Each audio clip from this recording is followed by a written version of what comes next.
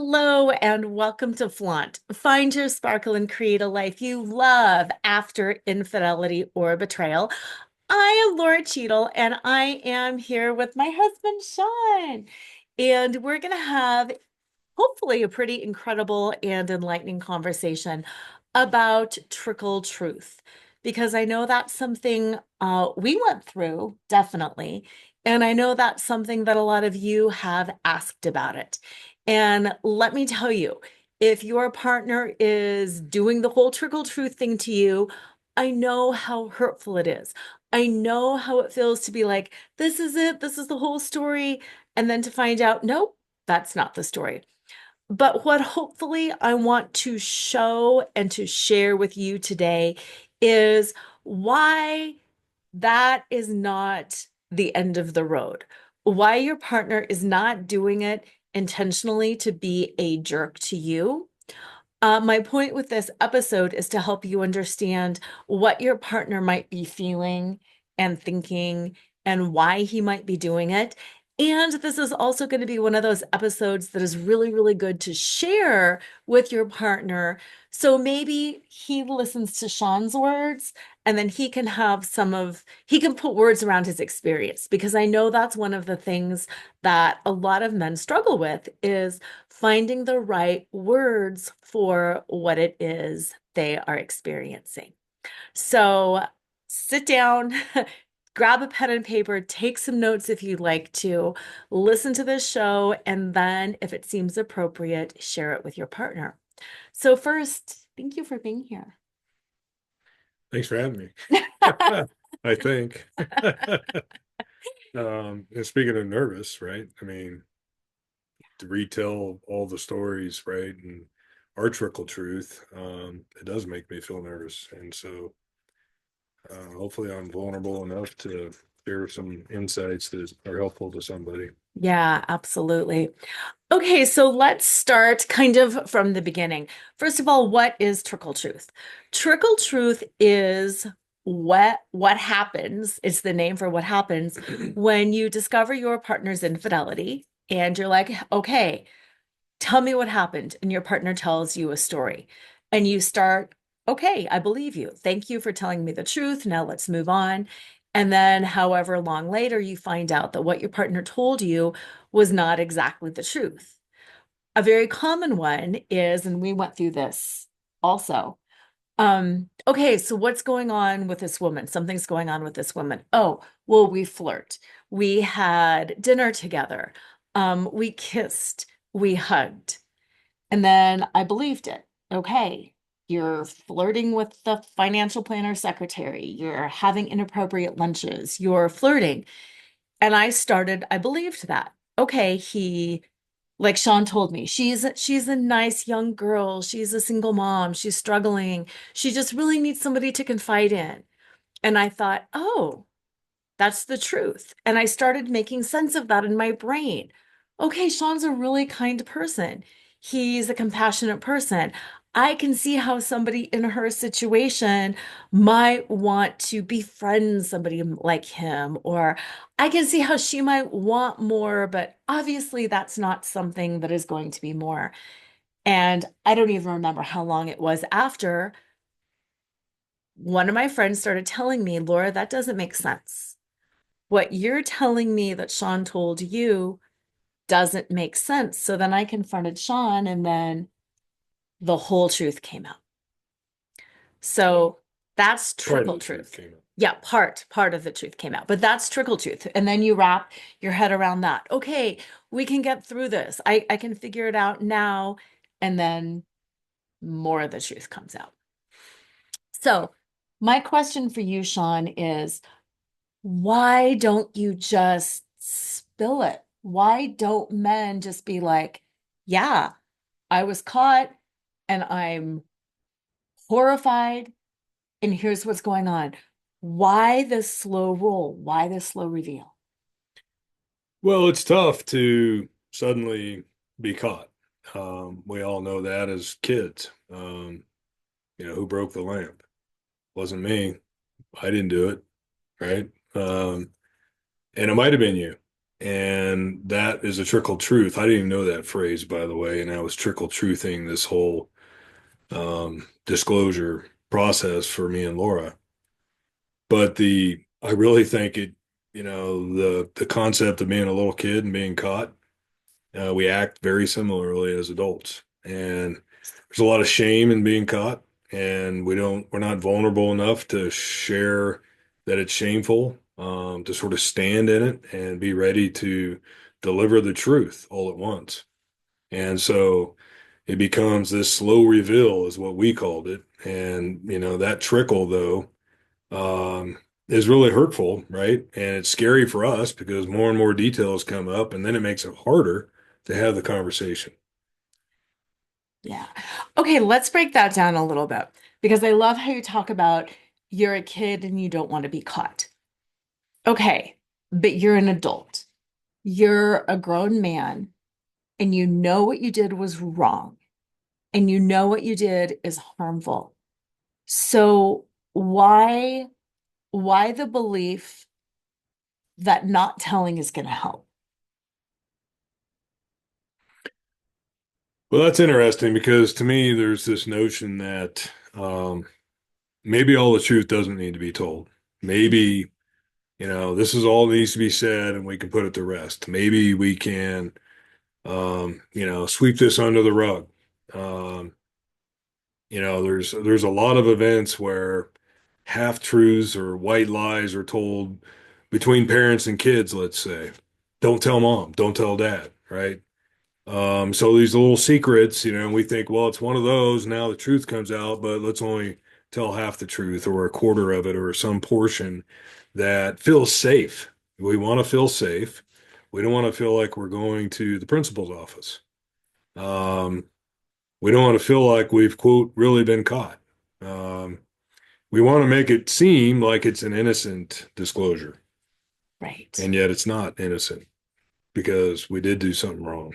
Hmm. And most of us know in our core, right? And here comes the truth. And I guess, getting a trickle to just turn on the faucet, that's the hard part. Yeah. Yeah. So when you share that, it makes sense because I know for me, based on other things, not infidelity, I have not cheated. But one of those things that there's other things that I've done in my life where I think, well, I'll just kind of say I'm sorry and I'm just going to squeak by on that because it is really hard to stand in it. It is really hard to stand up and be like, these are all the things I thought and these are all the things that I did, and you're going to think I'm a bad person. And I can understand that for you as the betraying partner thinking, I don't want people to think badly of me. So, did you also think of the marriage though? Did you think this would help the marriage? Did you think because that's one of the questions that I get so often is if he wanted to save the marriage, why didn't he just tell me the truth? You do think you're helping the marriage, just like the parent child, don't tell mom, don't tell dad. You think less is more. They don't need to know the whole story. Everything will be better. It'll be much worse if they know the whole story. That's how we feel. Hmm. And And that's probably true, right? But this is an area where white lies don't help. Trickle does not help. No. And that's the hard part is, okay, how do you get there? Because, we think we're helping the marriage and it's actually making it worse to not tell the whole disclosure. Full Yeah. disclosure, truth will set you free. Those are hard lessons, right? We don't really know what truth will set you free means until the whole truth comes out. Yeah. Yeah. And it seems like I know for you, there was fear around that. Like, if I admit this, there's no way Lora is going to stay. And one of the things that I've said in past podcasts, and I fully believe, is there's such a cultural myth that betrayal always has to be the end. And that if there is cheating, then the relationship is over. And I'm curious, were you afraid that if you just said, that's it, then that would be it and the marriage would be over? Did you think you could come back from this? Did you think once it came out that there was any hope for you or for us? No, I thought there was no hope. I thought this was rock bottom. And um, people need to remember I'm coming up on, this is 6.5, almost 7 years since our disclosure day, disclosure era, right? We have a date we call disclosure, but it was a slow reveal. It was a trickle for us. And that was like a 3-month process. And if I were given this guidance then, I'm not sure that my fear, I would have overcome it. I would have had to known that I could see the other side of this, that I could see the marriage that I always wanted. Um, that maybe, that was possible. And then why is my wife standing here supporting me, wanting to keep it together too? How does any partner that is betrayed want to rebuild trust? That's a different equation. Our fear that they don't want to is one of the reasons why we don't tell the whole story. Yeah. And what is the truth, though? Because, some of it is what is a person's why? Why did this happen? Right? Everyone's why can be different. There's a great list out there that you can look up, but what is your why? We need to know it. If you don't know it, maybe there's a portion of a couple, three things that are your why, but you need to understand that your position then versus where you want to go. Do you want to fight for your marriage or not? Because it maybe, your partner is willing to fight for your marriage. And that was Laura's position. That Mhm. was a good conversation that we had and would change the game for me when we were going to an affair recovery course. And you told me you wanted me to fight for the marriage, Yeah. right? So that's where I started realizing that being vulnerable and telling the truth, as hard as it was, I could overcome my fear. Back to Mhm. fear, right? The fear is real and present for the betrayer. Who wants to go to the principal's office? There you are, front and Mhm. center as the guilty, right? So it's really well, you have an opportunity sitting in front of you. Somebody is willing to fight for you, right? Yeah. Are you willing to fight for it? What are you willing to do to overcome your fear, your shame, and to really fight for telling the truth? And I want to be careful about what telling the truth means because a lot of questions come out, Yeah. right? And So, this definitely needs to be addressed. I think there's a difference between telling the truth. Did you have an affair? Did you have sex?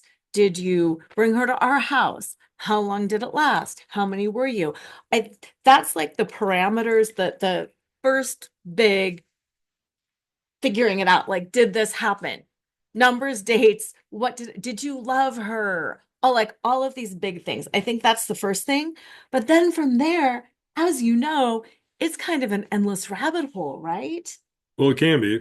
And that's the scary part is we don't have every truth.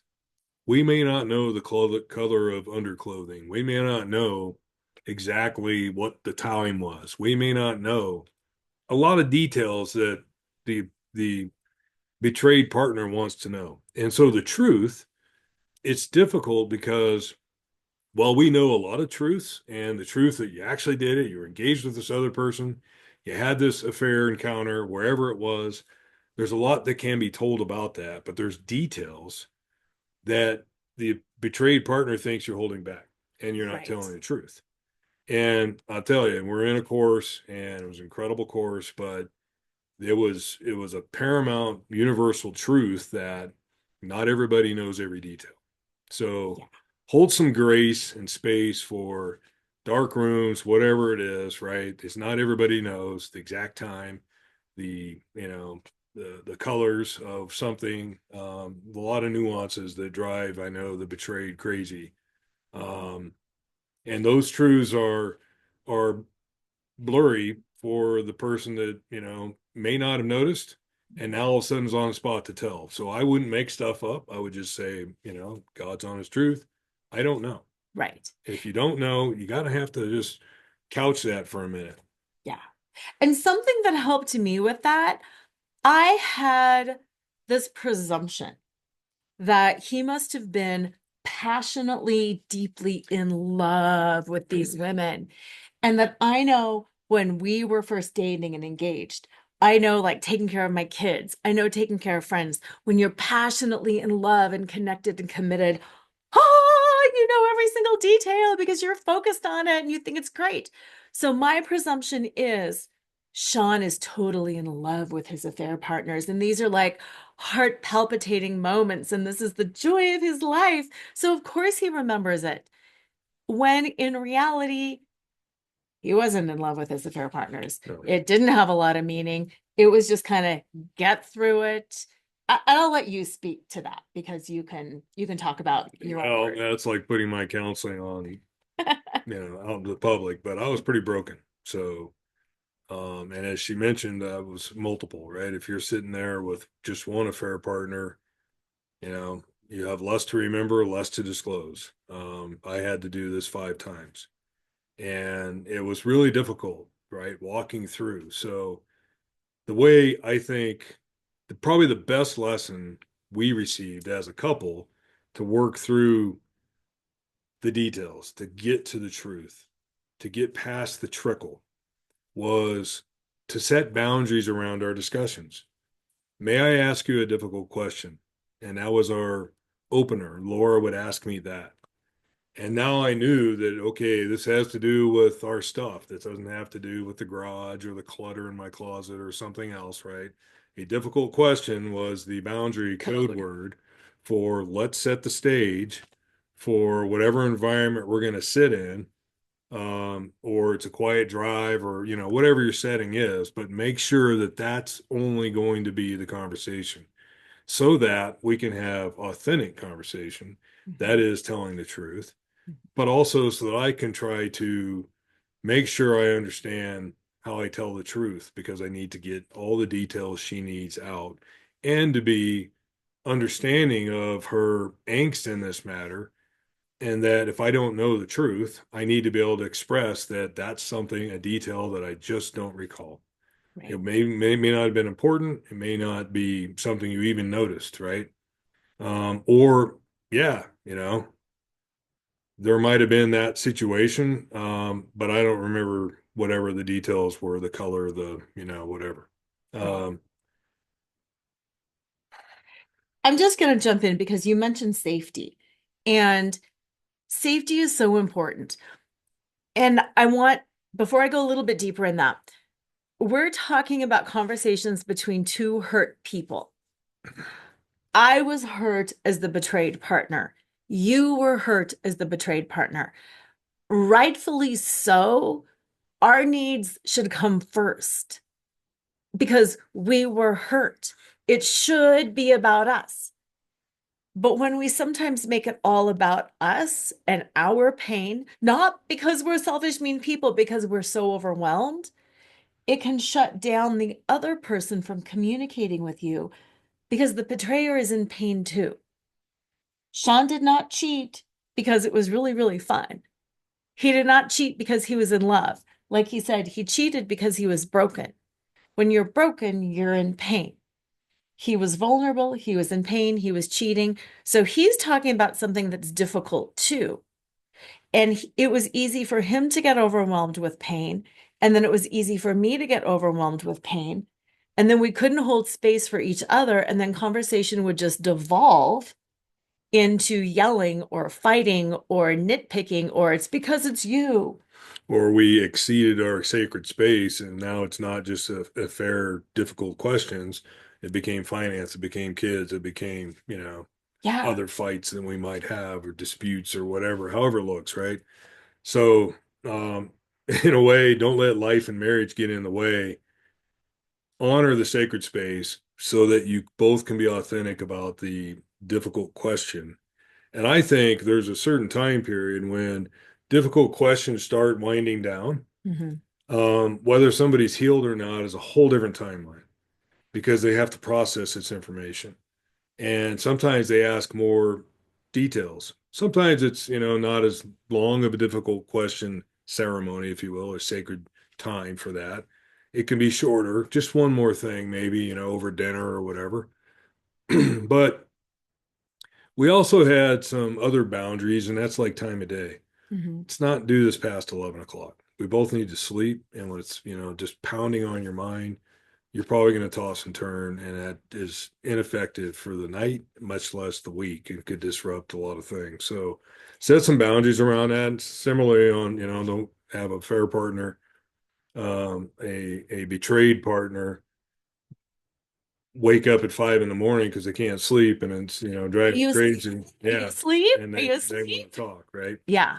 And I'm not a morning person. It's not a good time to talk to me with a sacred conversation. So it's really up to you, everybody, to decide when you want to do this. But I really think some boundaries around it was our best guidance. Hmm. And difficult question was our code word. Set up your own, whatever that is. But um, when you go into that zone, if you're the betrayer, I was given the concept. It was in a different conference altogether, but it was really powerful for being authentic. And that is, for setting my shoulders back like I'm holding two bags, and feet square to my shoulders, like I'm going to stand there and take it. I'm ready.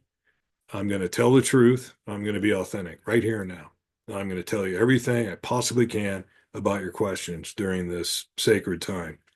And so that was really helpful because I think we got more resolution for Lora out of the responses and the storytelling at that point, where I felt honest. I felt like I could be honest. I felt I'm not getting in trouble for sharing details where I didn't have to feel fear or shame.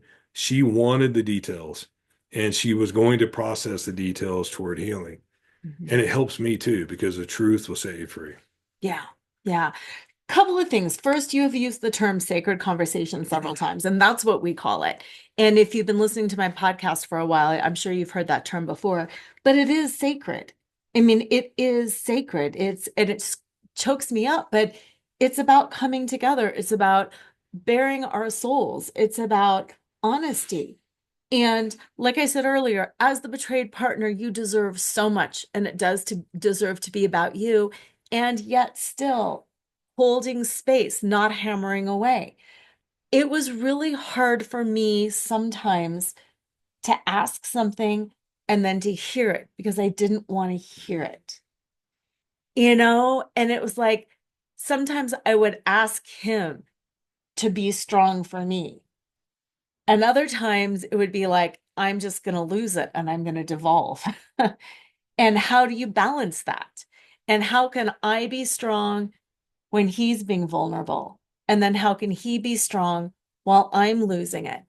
And it's just allowing your relationship to have a little bit of that give and take also to recognize when your partner is going down and to maybe back off and step away and support and vice versa. Yeah, and for me, that's not just a sacred conversation, emotional exchange. That's a lifetime exchange, right? It's coming in from work and you're having a tough day working from home, or I had a tough day, vice versa, and trying to use emotional intelligence and read the room, right? What's our partner feeling today, right? And instead of asking how you're feeling and how yours your day, going right into problem solving or something like that. So a lot of lessons around that because that's a lifetime of back and forth between two people who truly have emotions, including us guys. Hmm. Hmm. Couple of other things around Trickle Truth. Something that we went through and we experienced, and I know a lot of you have experienced this too, because you've said it in the Facebook group, you've told it to me when we're coaching one-on-one. It's just something that I hear a lot is, but we were in counseling and he lied to the therapist. That was a safe space. He still lied to the therapist. Talk a little bit about that. Why do you lie to the therapist? Well, nobody wants to tell the truth in front of a third party, Yep. right? So, therapist, mom, dad, whoever the closest confidant is, right? Maybe it's a couple that you play cards with all the time or something. Or maybe you do want to decide to tell the truth in front of those people. Maybe it's the truth in front of a couple. Terrence Reals, an incredible therapist, got a lot of great books out there, but Terrence will tell the stories of the truth coming out in front of him, right? It's finally coming out. There's narcissistic attitudes and personalities and all kinds of reasons and shame, all kinds of reasons that people otherwise, though, will not tell the truth and don't want to tell the truth in front of a third person. Mhm. I will tell you the single best advice I ever received from a counselor about telling other people was whether they had a privilege to know. And to me, I had an inner circle of people I would call my board of directors, my personal board of directors, my brother, um, you know, Laura's parents, if they wanted to know, they never wanted to know, but the details, but always supportive of our marriage. But there was other people, some of my best friends, right? They were the first people I would call and tell them, this is what happened. The truth is out. And I want you to know first. And I'm fighting for my marriage. And I tell you, I'm broken. I got a lot of work to do. Um, just hope, our relationship stays the same. That can be colleagues at work, could be a boss, it could be subordinates. Um, for me, it was very important, people like that that became, to me, um, privileged people to know. Mhm. And so maybe you can include your counselor. And we did, our marriage counselor, my personal counselor, therapist, obviously you start telling all the details so that they can help you recover. And that's what we're here for. Yeah, absolutely. But again, at first, it plays into that whole shame piece. It plays into that embarrassment piece because nobody wants to look bad in front of somebody else, even a professional. And then there's also this fear. We went through this too, like who's more broken and who has to do more work and who really wants to sit up there and be like, me, I'm the broken one. And I think sometimes there's that fear also, admitting it in front of a counselor, admitting it in front of a therapist. You don't want somebody to all of a sudden start pointing fingers at you and being labeling you or judging you or saying, oh, you are a narcissist or, oh, you are broken. Oh my God, I've never seen anybody as bad as you. There's that we catastrophize things in our brain. And I think you catastrophized a lot until you started telling people and actually had supportive reactions from people. I mean, yes, people were mad, but people were also very supportive. Yes, people were mad. I don't think the therapists are mad. That the No. therapists are there to, the first thing they do is thank you for being authentic, right? That's they need to know that because if you're not telling your doctors the truth, you're not helping yourself. So, you know, there's something you said, I'm trying to think what it was here real quick, but the notion of telling the truth, I think if you're truly trying to get help, if you want a medical doctor to know how to help you, if you're not telling your true symptoms, yeah, I feel okay. Yeah, yeah, it's like every day, you're kind of watering it down. If that's your disclosure and fair recovery, you're not going to get there. You've got to dig in and you got to go into your core and discover what is your truth, discover what is your why.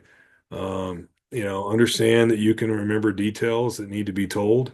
Um, when you start to feel the true vulnerability, Mhm.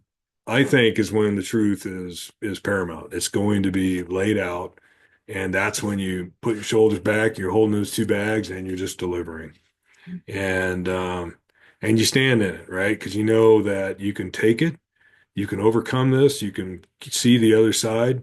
Um, and I wouldn't say that marriage is, you guys all get through this piece and it's glory days forever. It's still marriage. Life is still brings us turns and twists and emotions, and we have to manage them. And how do we now partner better together because of this, as opposed to being broken and really start separating and going down two different channels, right? That's not going to work if you're trying to save it. But Mhm. maybe you have to figure out a way to, if that is the route, because it can be for many people, you may have to communicate over younger kids, Hmm. right? So you need to be civil. You need to understand that there's certain communication that needs to be authentic between you, right? Around your kids for the better of the kids. Yeah. Um, And that's, I think, a really good point too, because I wanted to build a stronger marriage. I didn't want to go back to the marriage that we had. Shawn did not want to go back to the marriage that we had. He wanted to build a stronger marriage. As he told me more and more, was it hard? Oh my God, it was awful to take. It was gut punch after gut punch after gut punch. Yes, it was really hard. And yet still, I know him better now. I know him authentically. I know him in his vulnerability. So guess what that does? It increases our connection. It increases our amount of love. I have seen him at his worst. I know his deepest, darkest, worst secrets, which is endearing is the wrong word, but it's that level of vulnerability. It's that true intimacy because now I know those things. And I didn't want to settle for anything less in my marriage. I didn't want to sweep it under the rug and be like, well, we're just going to ignore it and just don't tell me all those things and we'll just forget about it. I truly believe in order to increase that intimacy, you need to share that with each other. well, what do you always say? Into me, see? Hmm. Into me, see. I want you to see into me. Yeah. And ironically, my why was lack of validation. I really thought I'm not being validated at home. My wife doesn't believe me. She's not understanding me. And I feel like I'm being pushed away. I feel like I was on the outside of our family. And that led me to seek validation elsewhere. Should have never turned physical or done any of that, right? And nor should I have sought it elsewhere, other than perhaps through therapy or my best friends. Um, but the point is, I wanted her to see into me, and I didn't know how to express it. And so that became part of our journey and our lesson and teaching for me Yeah. was to try to express, and it's still a struggle many times, Oh, yeah. to explain what I'm feeling, why I'm feeling down, why I'm feeling angry, or whatever the emotion is, right? Done a lot of work on this for 7 years, and I'm still a work in progress. So don't think that, it's a light switch moment that you can just fix it all and it goes away. Yeah. It's with you, it's part of your memory, your muscle memory as a couple. But I also want to say that you're not branded, you're not labeled. Mm-mm. You're not wearing a cloak of betrayer forever. It's not a scarlet letter. You are you, and when you become your authentic self and you step out of that because you've told the truth, now you're on a journey to, I think, enlightenment between couples. Yeah. And I'm so glad you went there because I'm so big on identity. You are not a cheater. You are a good person. You are an honest person. You are a loyal, faithful, trustworthy person who made a mistake, who made several Mistakes. mistakes, who made a lot of bad mistakes, all that, blah, blah, blah. But it still doesn't define you. And it doesn't define me either.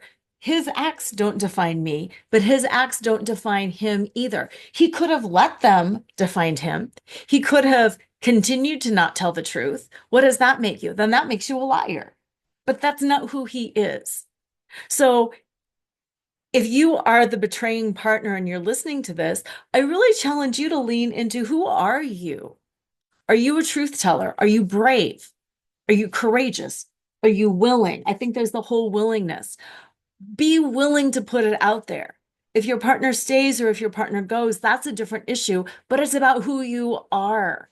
So choose who you are because I know now Shawn is a brave person. He's a strong person. He's an honest person. Can he make mistakes? Of course, we all can, but it's not his core. This was central to my recovery. And I want to say that I had to recover too, right? Yeah. All the betrayers have to recover as well. Understanding who you are is where you're going to go. It's where you're going to have to reground and build from there. And I knew that my core was pure as the day's snow, all that, right? I knew that I was not a bad person, but I've had a lot of issues and I fell prey to that. And I shouldn't have. And I like to think that I'm a rock and I'm strong and all those things, right? But not challenging myself with my emotions and understanding and learning and just where do I even feel it in my body. All these lessons that I learned, still practice. It's a practice that I do. It's going to be a lifetime. Frankly, it's not over. Being human, we're human, but we're going to make mistakes again. I'm going to tell you this: I'm not going to betray Lora with other persons again. That is not the mistake that I will make. I make other mistakes for sure. Still get mad, right? I have lots of ways to do mini meditations and figure out tapping and all these things to calm myself. My story will be in a book someday, and that's a whole nother quagmire. You'll see what led up to this, but it's not an excuse, right? We still did something that's not our core. And Hmm. I bet you anything, if I were to meet all the betrayers, we could identify among each other that we have a core that's worth building on. Yeah. So, And that's huge. And I think that's where that's where all of our strength lies. It's getting me all choked up, but that's where all of our power lies. And that's, I say so often, the tragedy of betrayal is not the betrayal itself, but it's in the failure to grow because of it. It's in the failure of both of us to grow. We could have, did Shawn train wreck the marriage? Absolutely. We could have left it train wrecked. We could have left it broken. We could have left it in the place of he's saying, I did this because of you. And I could have left it in the place of I'm going to take you for all you're worth and hate you forever. And then we could have each told the story. He could be telling the story about his horrible wife forever and how she never validated him and how she drove him to this. And I could be telling the story of my horrible husband who cheated on me after all I did for him. That's a valid choice. We could have done it, but we both deserve. well, you bring up a pretty powerful point, and I think a lot of betrayers do this initially is blame. Yeah. Instead of standing um, in your own mistakes, right, and revealing your own vulnerabilities and your mistakes, overcome those fear, overcome the shame, you start the blame game. So they talk about shame and blame, right? So I don't want shame, I'm going to blame.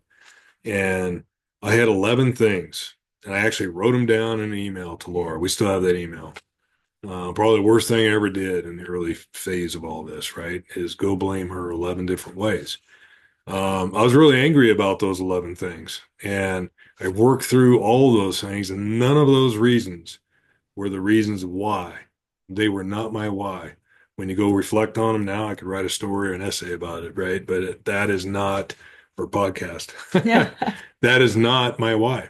Yeah. And you may have done some blaming yourself, right? Of your betrayed partner. That is not typically your why. Hmm. Some of us like the validation, lack of validation. Could I blame Lora for not validating me? Well, in some sense, that's what I was doing. But as we started working through it, I realized that it was my own communication challenge of my emotions. If Lora hurt my feelings, I would get mad and say something nasty to Lora to hurt her feelings and not tell her that she hurt my feelings. And I don't know what man in my life ever said that phrase, and not once. And I've been on the planet for 50 years, right?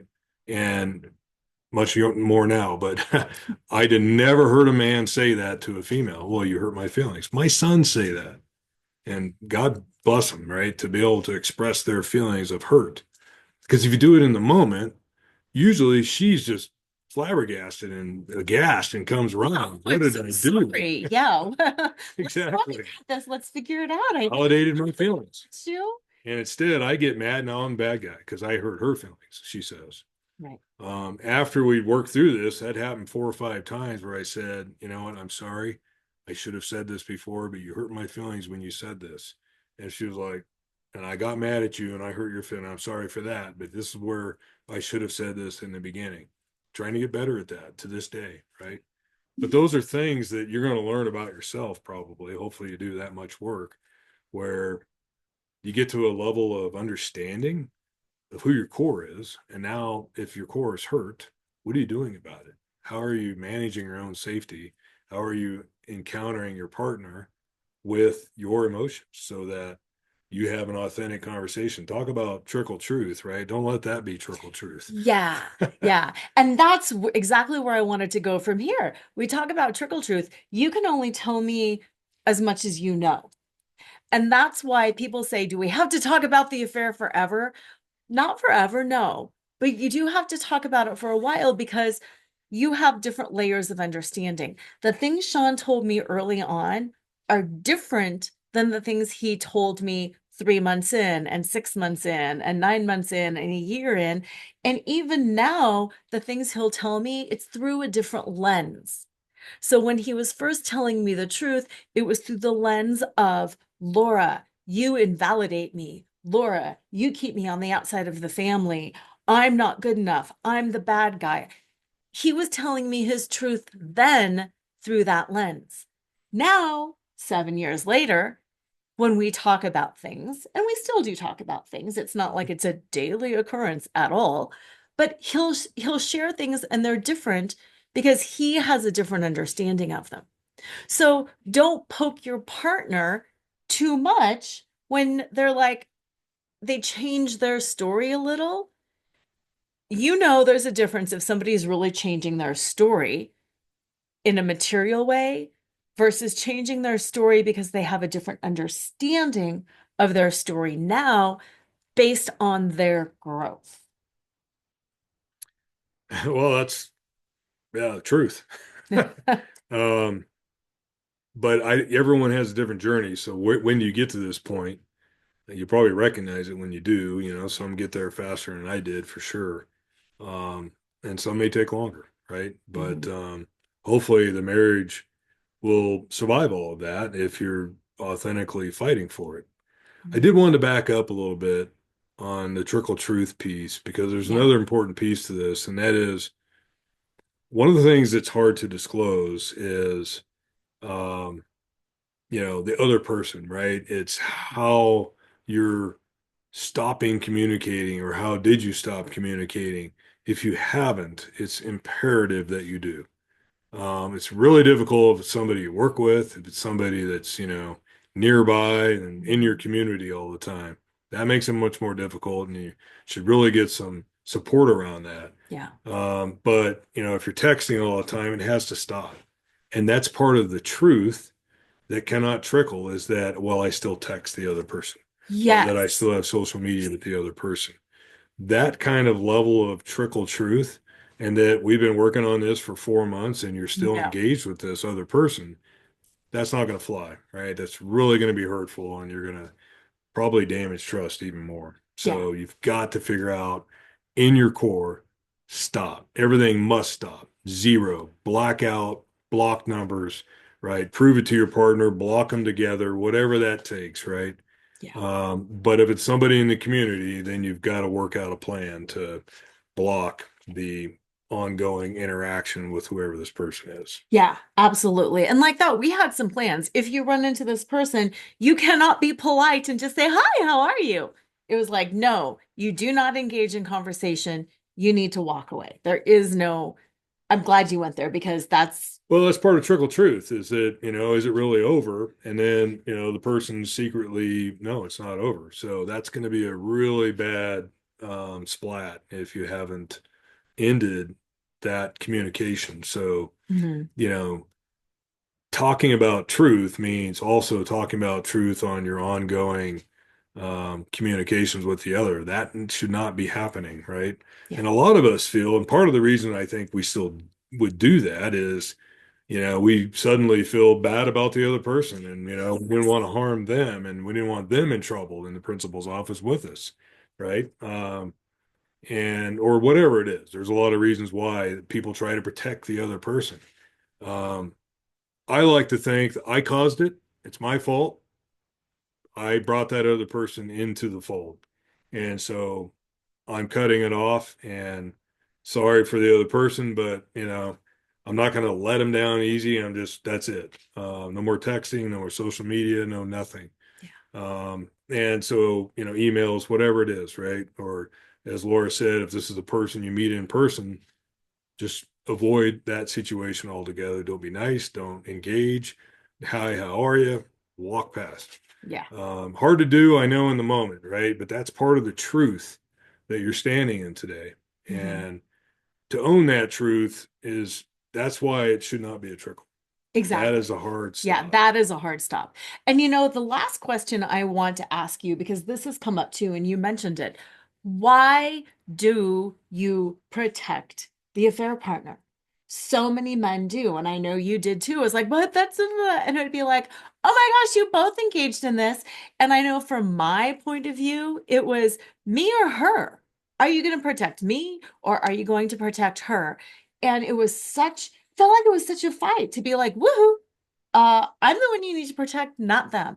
So explain some of that because I know that comes up a Well, lot. it's tough to explain, but my experience was that I felt they were innocent and should not be, thrown under anybody's bus. This is my problem. This is my fault. Were they, also at fault because they were with a married person? Probably, right? But that's their own journey. It's not for us to go send them to the principal's office. It's for me to stop doing what I'm doing. But it was really difficult, I got to tell you. It was really difficult to understand how to do that. Hmm. Took a counselor's help for us and for me to understand that, it's not compartmented secrecy anymore. It's absolute black out, right? And I was okay with that because it's not what I wanted in the first place. Hmm. So that's really important to understand your why, right? If that's something you wanted, it may be harder to do the blackout, and you need to understand the parameters around why that's so hard for you. Yeah, But you need to get there and not have it be a trickle truth. exactly. And I'm going to ask this question. I know the answer, but this is something I think a lot of you might be thinking. Are we Wait, having a difficult conversation? we are. So you're not protecting her because you love her.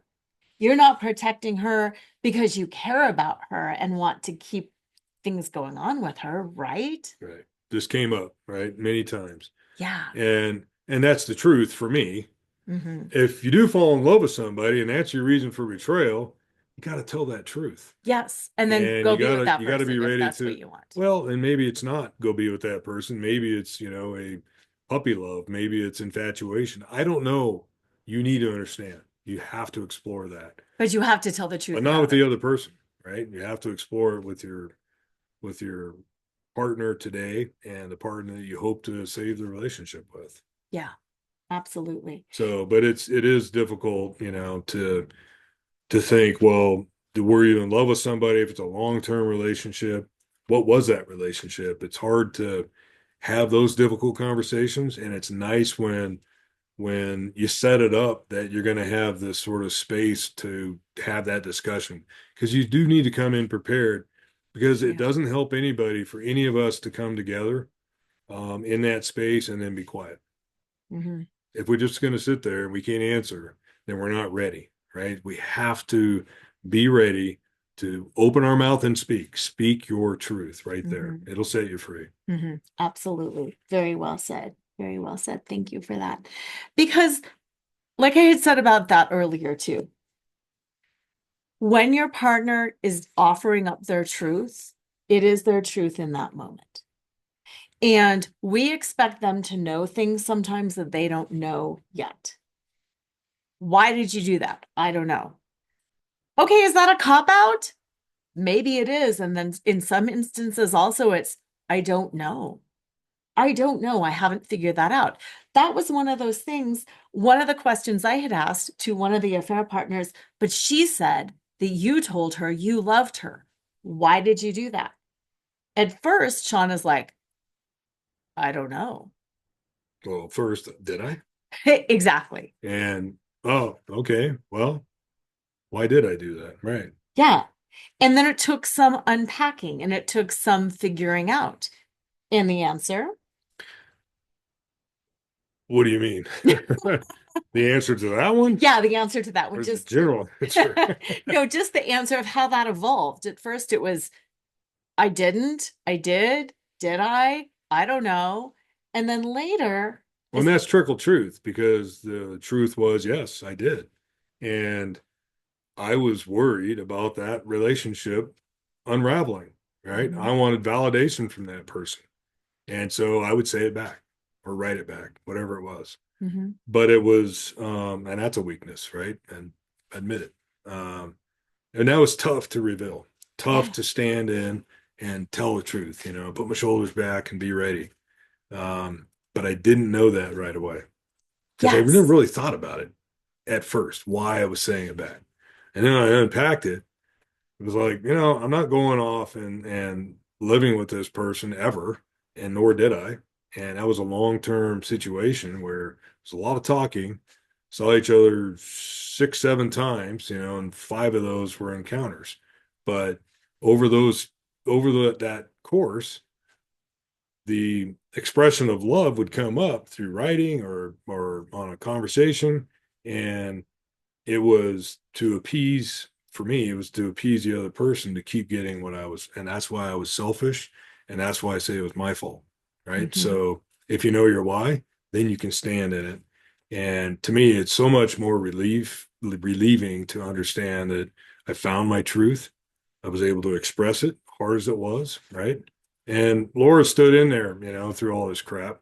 And that was really hard for me to do. And it may be hard for betrayers, listening to this to do as well. Yeah. And you're not there right away necessarily.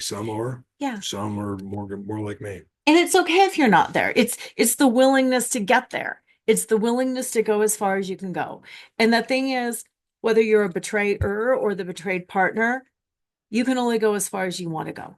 You can only go as far as you're willing to go. If you're willing to go, you can go all the way and you can truly get the marriage that you wanted all along. And if you don't want to, that's your choice too.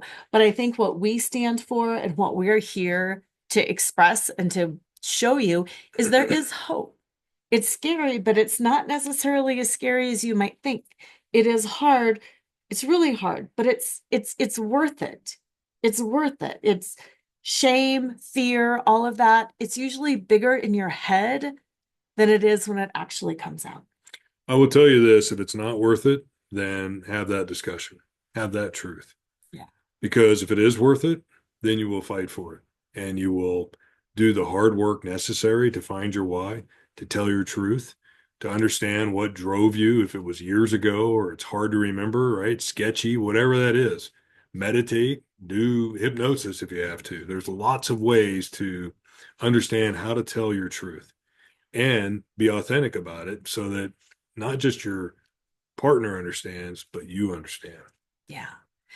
Thank you so much. Let's kiss. Thank you. I hope that was helpful, listeners. If you want to stay in your marriage, if it's worth fighting for both of you, it's worth it. It really is worth it. And if it's time to let go, it's time to let go and let each other go and save yourself and do the work and be strong and be vulnerable.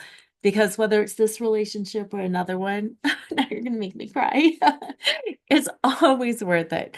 So have an amazing week and always remember to flaunt exactly who you are because who you are is always more than enough.